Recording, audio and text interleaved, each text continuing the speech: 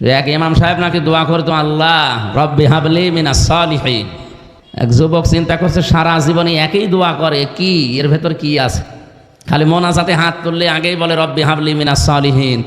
ডাক দিয়ে একদিন বলছে, হুজুর এ দোয়া তো সারা জীবন পড়ছেন, দোয়ার মানে কি? বলছে আমি জানি না। জানে না মানে? সারা জীবন একই দোয়া পড়েন, মানে জানেন না? হ্যাঁ আমি জানি না। এক আলেমের কাছে জিজ্ঞাসা করছে, আমার ইমাম সাহেব প্রতিদিন একই দোয়া পড়ে, এ দোয়ার মানে কি? ইমাম বলছে, এটা শুধু দোয়া না, এটা কোরআনের আয়াত। এ রব্বি হাবলি মিনাস সালিহিন, হে আল্লাহ তুমি আমাকে একটা নেককার সন্তান দান করো। যুবক মনে করছে মনে হয় ইমাম সাহেবের ছেলে মেয়ে নেই। ডাক দিয়ে বলছে, হুজুর আপনার ছেলে মেয়ে কয়টা? 11টা। 11টা মানে? আপনি কি দোয়া করেন? আপনার লজ্জা আছে? হ্যাঁ, আপনি এখনো পর্যন্ত যে দোয়া করে যাচ্ছেন, আপনি তো মানে জানেন না। আমি শুনে আসলাম এ দোয়ার অর্থ আল্লাহ আমাকে একটা নেককার সন্তান দাও। তো আপনার 11টা হয়েছে, এরপরও দোয়া করেন, আপনি কি দেশ ভরিয়ে ফেলবেন?